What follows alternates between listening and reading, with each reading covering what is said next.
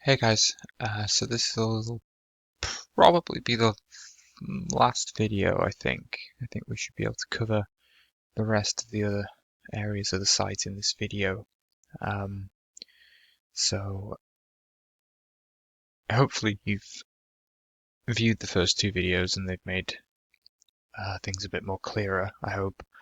Um, so you know the score. I'll be working front end here, back end here, exactly the same as my other videos. So basically this video is just to sort of conclude and to sort of highlight some of the other areas of the site and how you can publish and edit different items such as attractions, which is what I'm on now, prices, blog, gallery, um, and other things like that, which we call entries. So yeah, so we'll start with this page that we're on at the moment, which is Orlando attractions.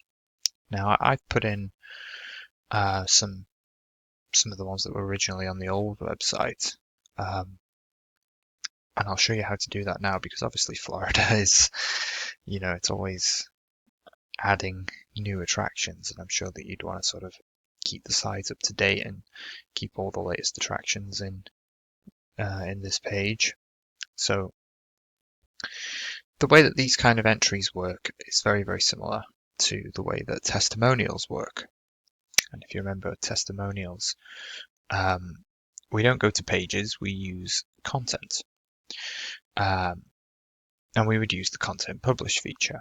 Now, you may remember this from when I explained the testimonials, but there are other options that you can publish in here as well. Notably, there is attraction, there is blog, there's gallery, there's also price.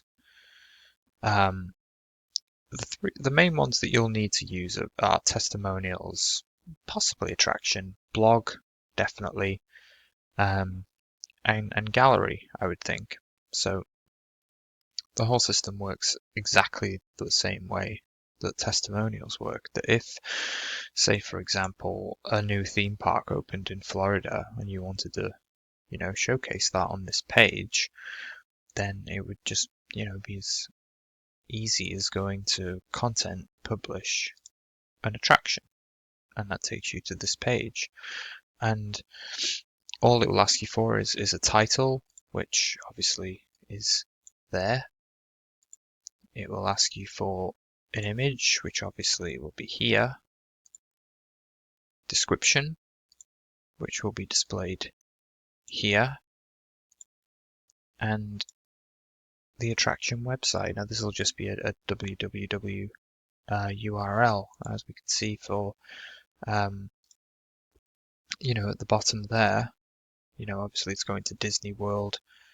The next one along is going to SeaWorldParks.com. So it's just a case of copying and pasting an internet web URL into there. So, it could be anything. It could be www.google.com. If you wanted it to direct to that, there's no reason why you would. But that's where the website goes. So, unlike all the other entries that you'll be using, just remember to submit. And then this will be published. Any attractions will be published on this page and this page only. It's been coded that way. So the next area would be prices. Now, prices kind of merges the layouts of a custom bespoke page, if you like, and also the other kind of ingredients that make up a basic site page. As you can see, we've got the images here, we've got the navigation here, and we've got some content. So certain elements of this page can be edited via pages, because we do have the prices page here. And as you can see, the content, the picture of the two children there, corresponds to what displays here. The pricing, which may well need to be changed, can easily be done. Now, rather than publishing new prices, what I've done is I took the old prices from the old website and I published the entry myself. So I think all you'll need to do in the future is edit what I've done. You don't need to publish any new prices. So in this case, if we go into edit and we go into price, and we've got a little entry here called main prices. So if we click into that, it'll basically just give you the information that you see here, exactly the same information that you see here. So all that corresponds to this table here. Obviously this one's been styled a little bit nicer, but you can easily change, if it went up by £5 or what have you, just make sure to submit and that will always change. So just a quick recap, if you want to edit any of the prices, then it's content edit price, because there's no reason for us to publish any new prices. The prices I've already done, and they're there for you guys to edit as and when you need to. Blog works exactly the same way. So if we want to edit a blog, as you can see, I've just put a test one in at the moment.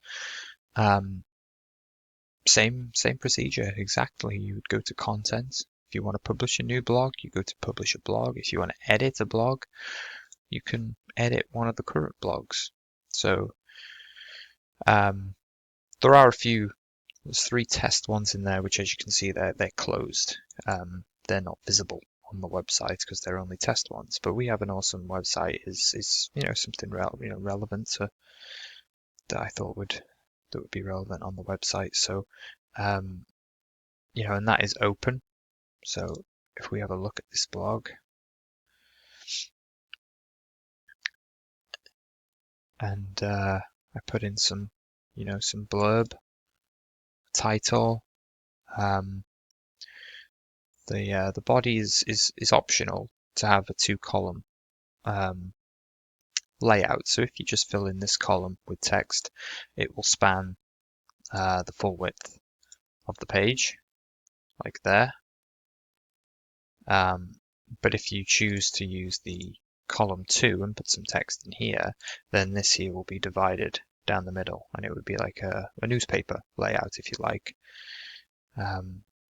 Image is pretty straightforward. You can add an image into there, and the same goes with gallery as well. If you want to edit a gallery, there's already a couple in there. So for the villa, these are actually the images that will show in the gallery here. So if you wanted to add more files to it, then you can do. You can add as many as you like in there. The gallery thumbnail is essentially what shows as think of it as a preview for the gallery. So if we go into the gallery page, this picture here of the Windsor Palms sign relates to what we see here. It's a gallery thumbnail. It can be anything you want. You can also include this picture in the actual gallery if you want. You just got to add it here. But this is an enticer, I suppose. It's something to sort of catch the eye and make people want to click through and have a look at the gallery. So that was for the villa. Again, if you wanted to publish a new gallery, it's just a question of going to content, publish a gallery, and you'll get brought to this exact same screen, except obviously there's no images, there's no thumbnails, no title, so that can be wherever you please. So that pretty much covers everything. I think there's 1 or 2 more things I wanted to just quickly go over from the top menu here, and one of them was form submissions. Now, people who either fill in a form via the Contact Us, which is here, or if people want to book now, then they fill in this form here. Now, if someone fills in either of those 2 forms, then it gets brought here, basically. So, there's already been, there's a few testing messages in there, but all this information will also just get put through to your email account. which I believe I have set at, let me see, if we go back, booking inquiry. Right, so at the moment it's set to my email address, basically because the site isn't live. But once the site does go live, I'll be able to change this email address to your own email address so that any booking inquiries or contact form inquiries that come through will go straight through to your email account, and it's much easier to deal with it that way rather than to come in this way and log into the website to see them. But they are here if you need them. They'll always be stored here. If, for example, you accidentally delete an email, then you can always find them here. And the last one, which I think we touched on our last phone conversation, was the image manager. Now, again, there is the issue with, because you seem to be taking a lot of pictures with your iPhone, the way that Apple devices work is that sometimes they can dismiss the orientation of an image. And whilst it may look correct on a device, when you try to upload it somewhere, specifically to the internet, you get this effect, which is inconvenient, to say the very least. Some images have come through okay. I mean, those may be the images that I've uploaded myself. Although I think there's a few in there that I think you have uploaded because they don't look familiar to me. But I mean, what to say about this? I mean, uploading images directly from an iPhone isn't something that we'd recommend normally because, among many things, the quality of a picture on an iPhone can sometimes, can sometimes not be as good as that's been taken with an actual camera. And I know you mentioned that you were thinking about getting some photography done on the villa, and that's something that, I personally would recommend because, you're going to get a good quality picture and you won't be left with problems like this here,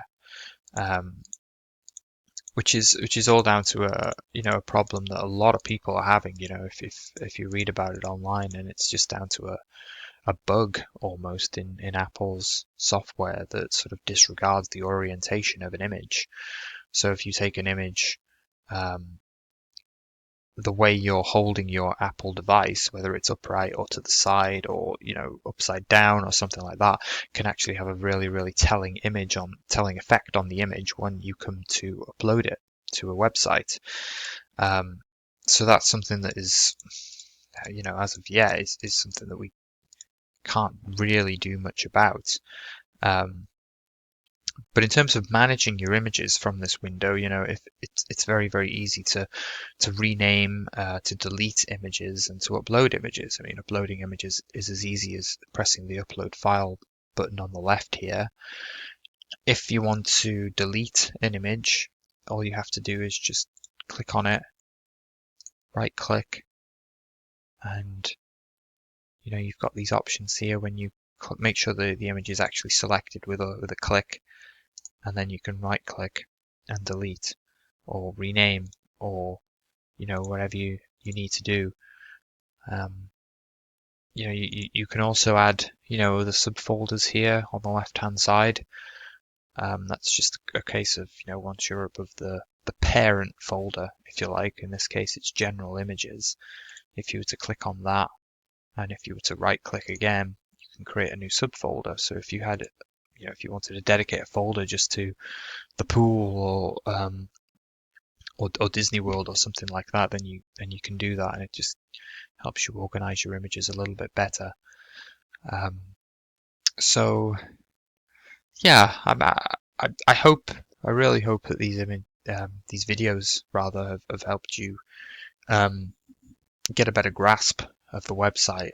I'll upload all 3 of these to YouTube, and I'll send you the links as soon as they've been approved to YouTube, and hopefully you guys can have a look through them and work through the website as you go, and then hopefully it will just be much easier for you.